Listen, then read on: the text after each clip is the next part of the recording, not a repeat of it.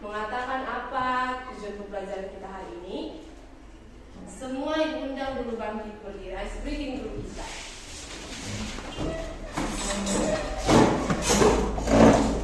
Tahu kan ice breathingnya yang tangan ke atas menggapai bintang, tahu kan?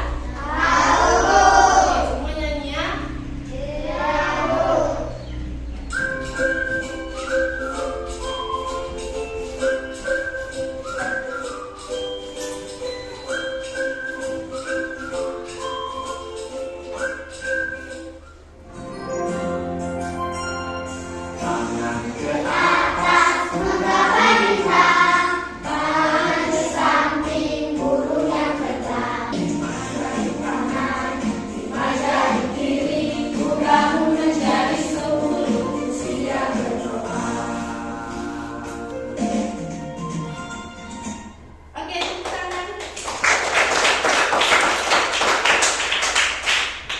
Silakan duduk kembali. Nah, kalau memulai pembelajaran itu ada baiknya kita berdoa. Oke, silakan maju Sabit untuk memimpin doa kita. Mari kita bersatu di dalam doa. Let us pray together.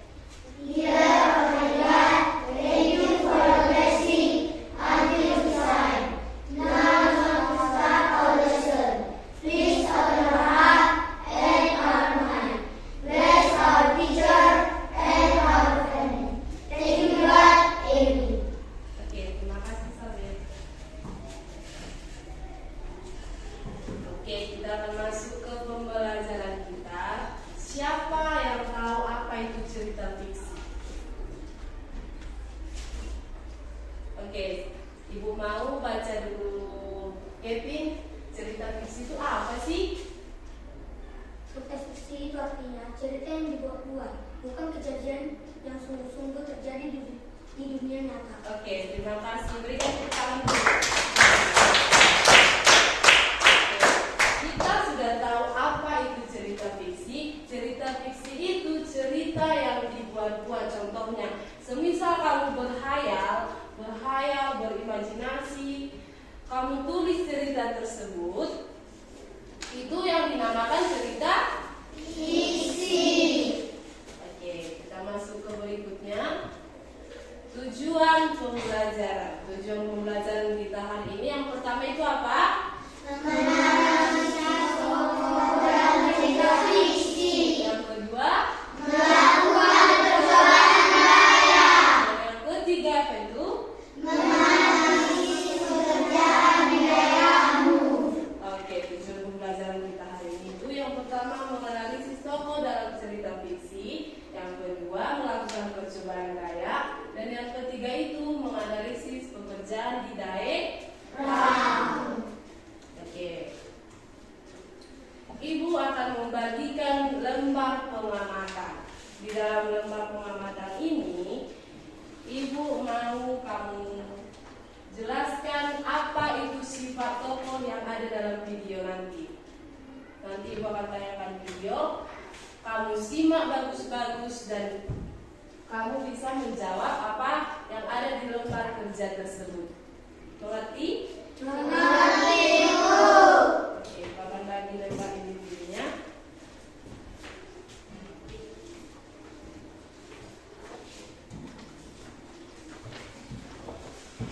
Oke, coba dulu dilihat lembar kerjanya. Di situ ada mengerjakan tugas sesuai tabel. Yang pertama itu nama tokoh. Siapa tokoh-tokoh yang ada dalam cerita tersebut, nanti kamu cantumkan ke lembar kerja ini dan bagaimana sifatnya. Dan yang kedua itu apa pesan yang bisa kamu ambil dari cerita fiksi tersebut. Oke, simak videonya ya. Iya, Bu.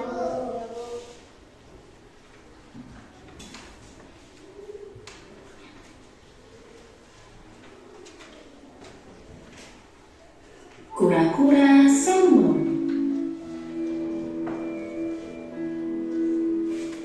Di sebuah danau hiduplah seekor kura-kura yang senang sekali memandangi langit luas.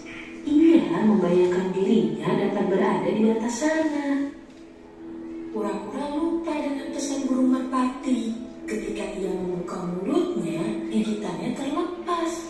Alhasil, kura-kura pun terjatuh ke tanah.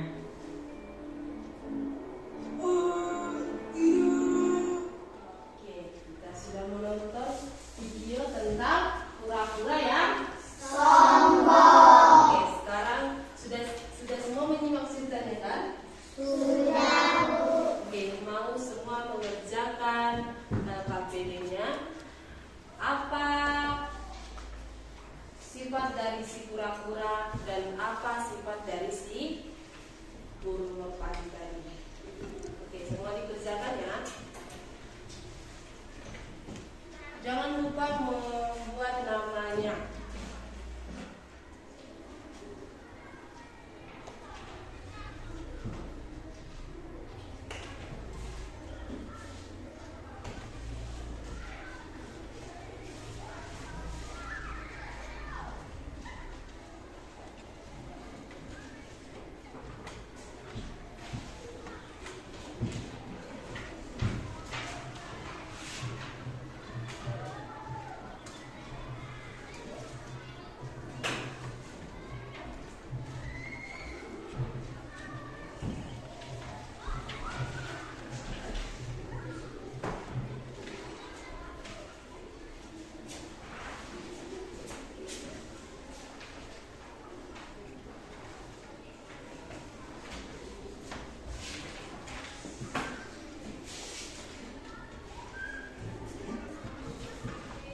Kita akan lanjut ke pembelajaran berikutnya.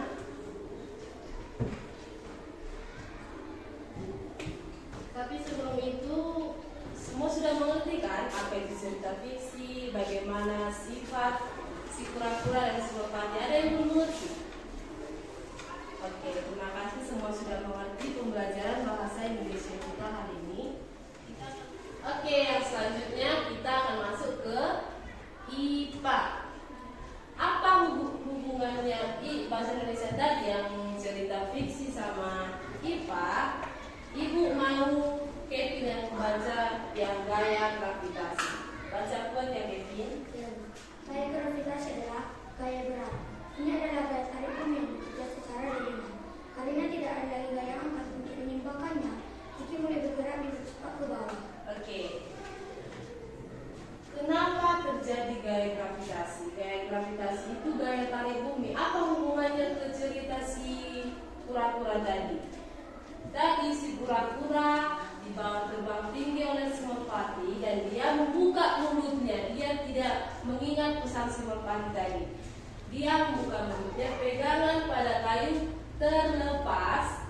Itu mengakibatkan dia terjatuh ke tanah dan mengakibatkan gaya gravitasi. Oke, yang sudah mengerti itu buku sekali. Oke, baiklah, kita akan melanjutkannya. Nah, yang berikutnya ini Ibu akan membagi nanti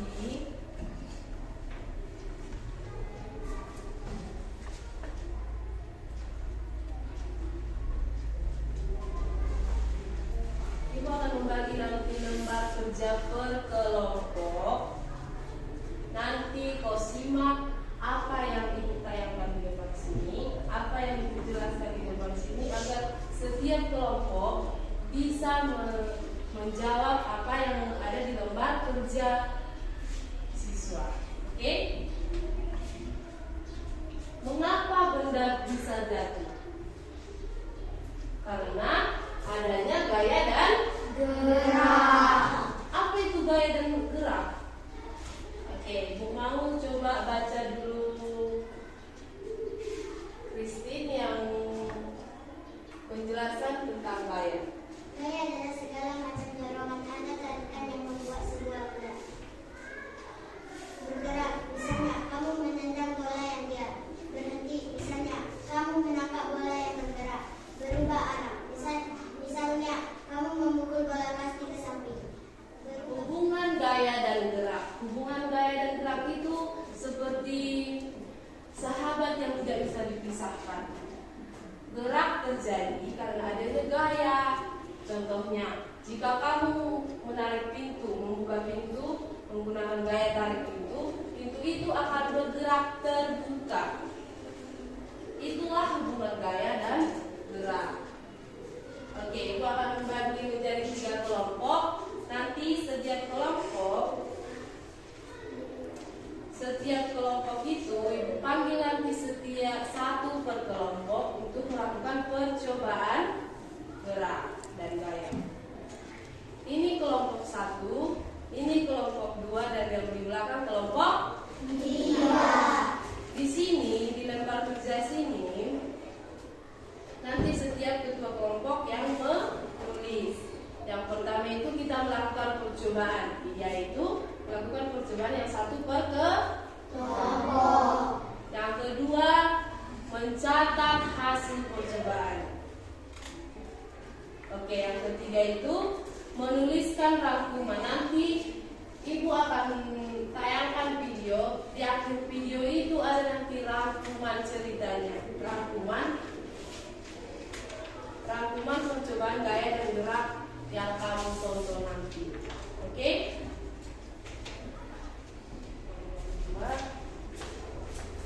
Dan ini kelompok 3. Oke, yang pertama sebelum kita melakukan percobaan, Ibu akan menayangkan video terlebih dahulu. Semua menyimak ya. Hai teman-teman, hari ini Ipo, Lula, dan Bol lagi belajar tentang gaya dan gerak di sekolah.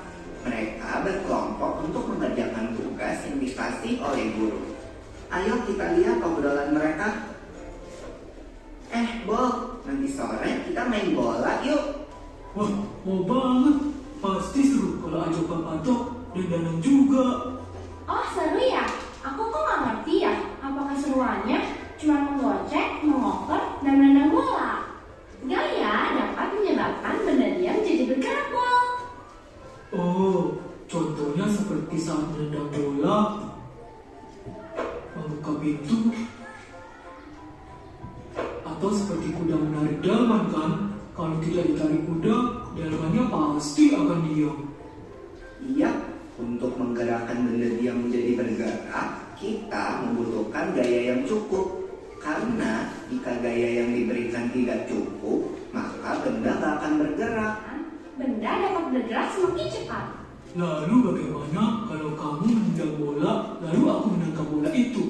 Kan bola itu akan berhenti, diam saat ditangkap. Iya, itu namanya benda bergerak dapat menjadi diam jika diberikan gaya.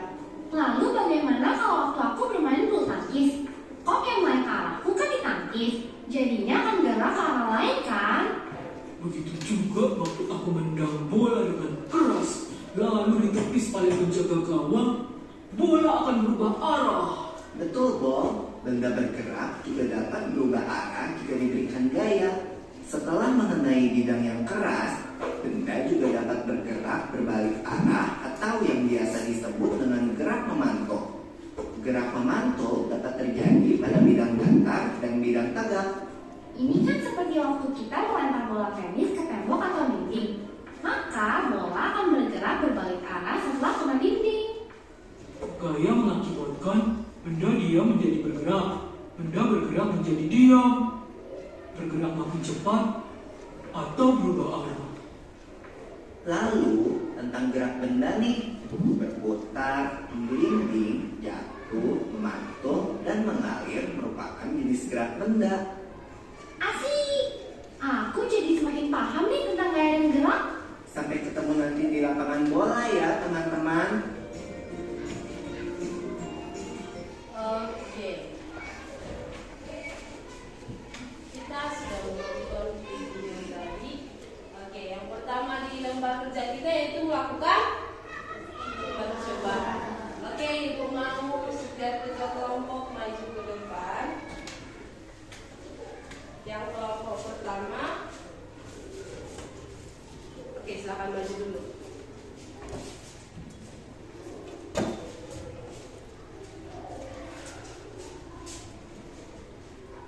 Kelompok pertama siapa tadi?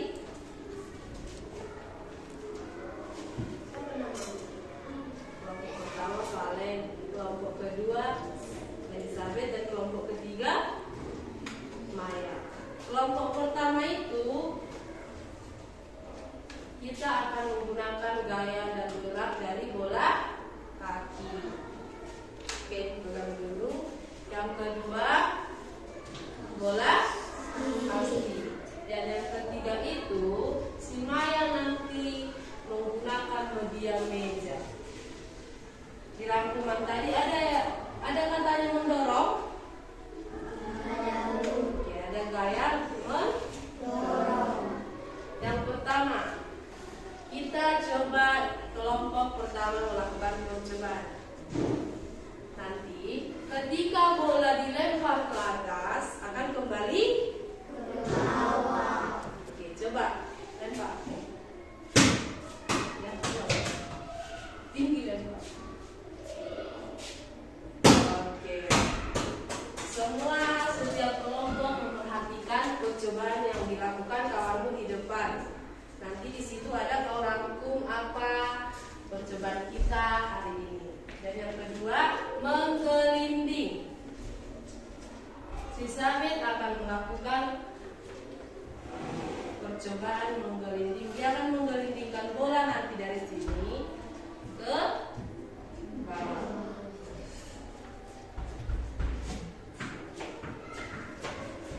Apa yang terjadi setelah diberi gaya?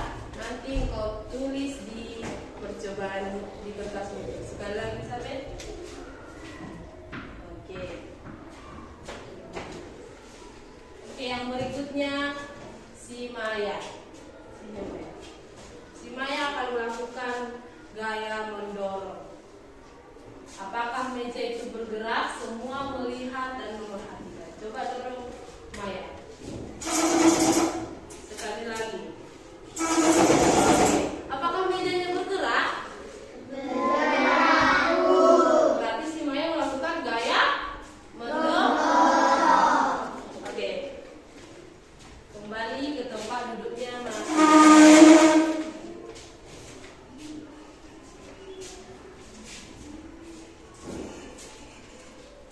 Setiap kelompok sudah melakukan percobaan dan setiap kelompok sudah memperhatikan apa yang dilakukan temannya di depan tadi. Oke, sekarang diskusikan apa yang ada di dalam lembar kertas kerja tadi. Oke, silakan didiskusikan.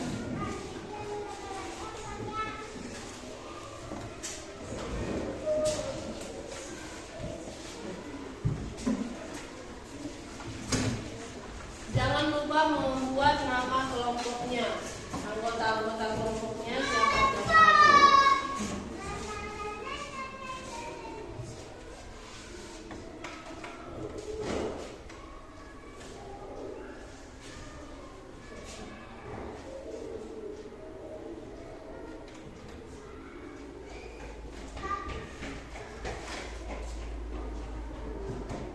Oke, bola kasih tadi ngapain? Bola kaki menggelinding.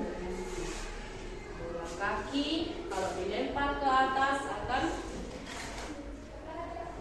terjatuh ke bawah. Dan meja kalau dikasih gaya dorongan, apa yang terjadi?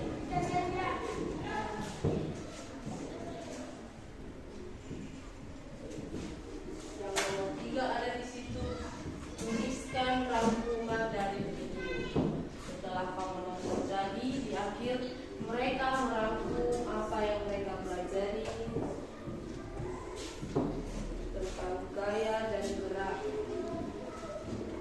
Sudah siap?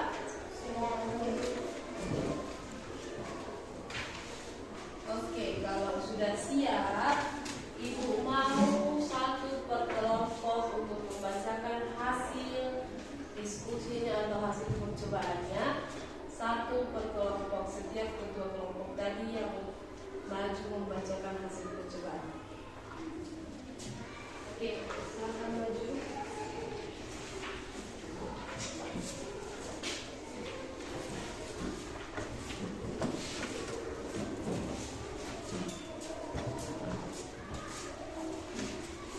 Semua mendengar apa hasil diskusi dari kelompok 1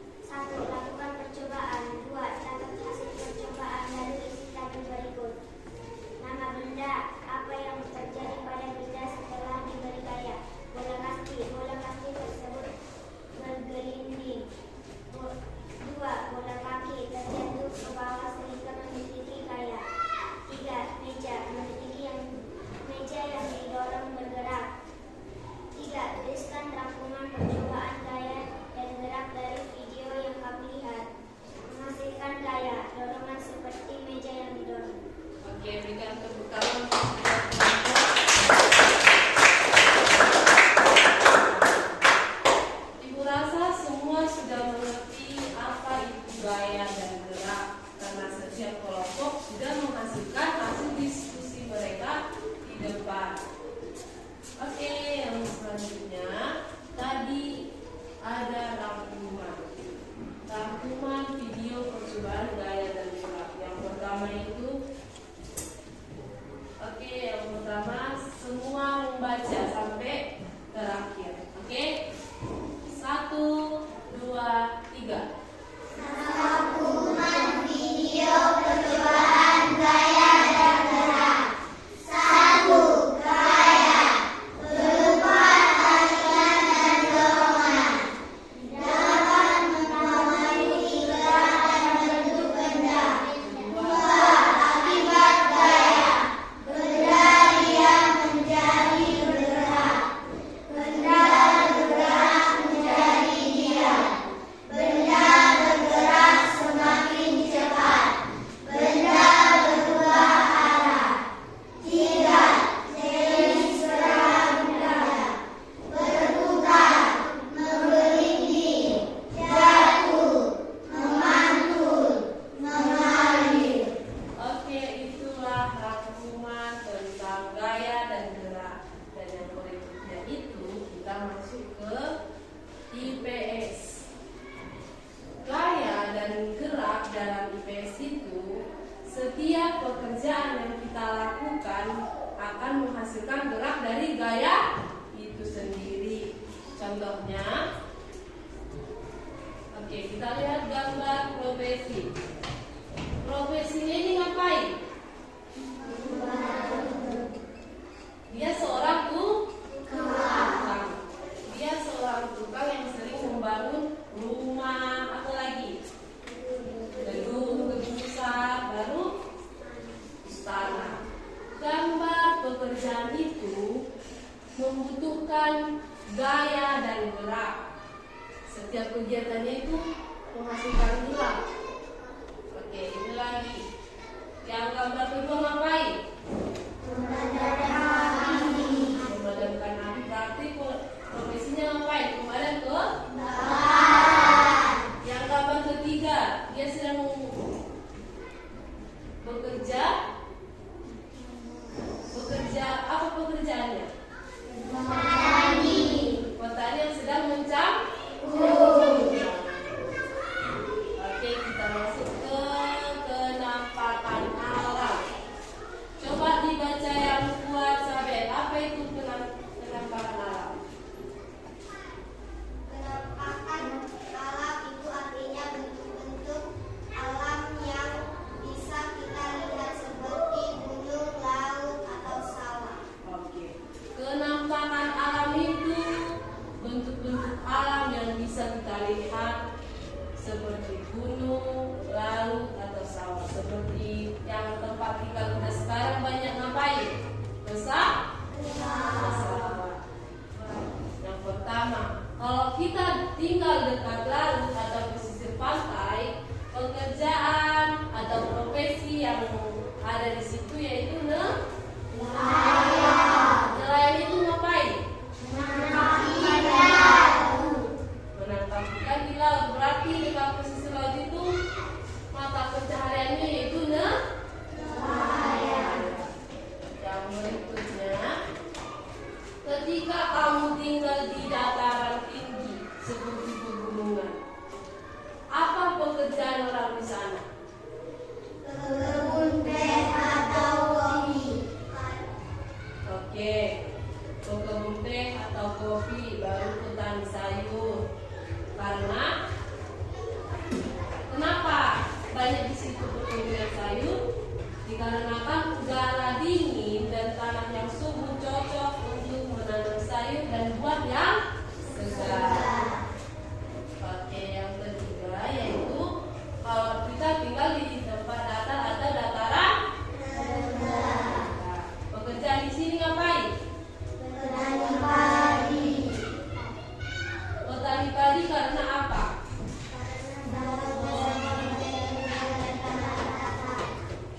Karena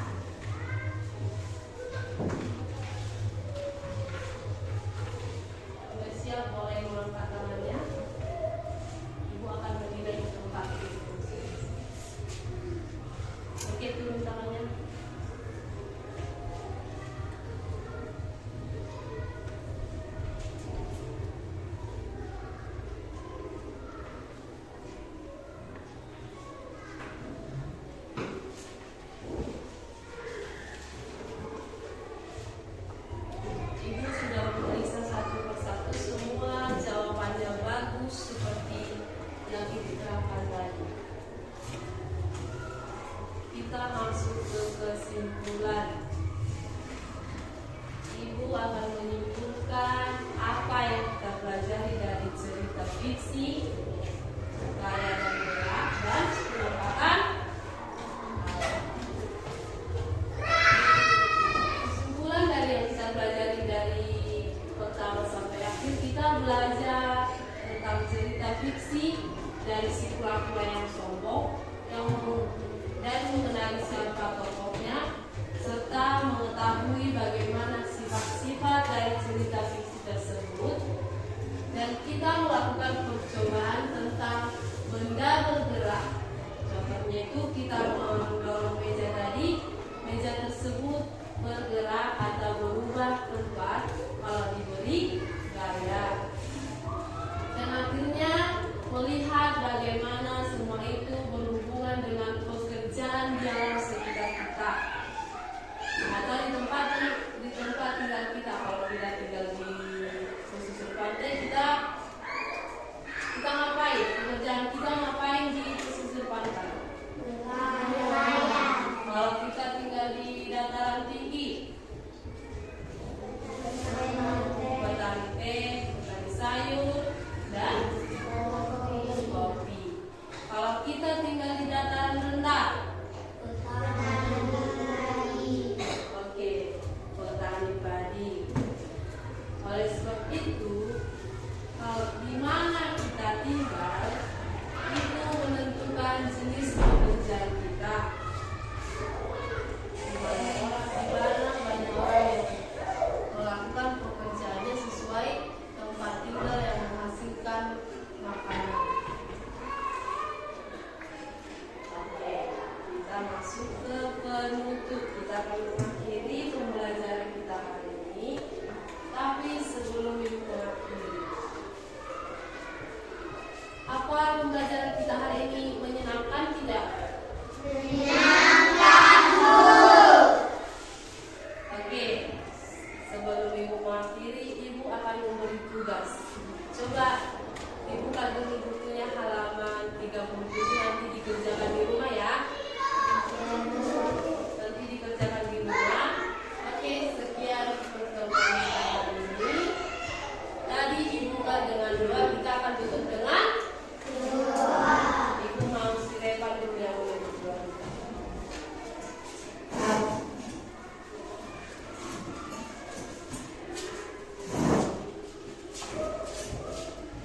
Mari kita berdoa. Let us pray together.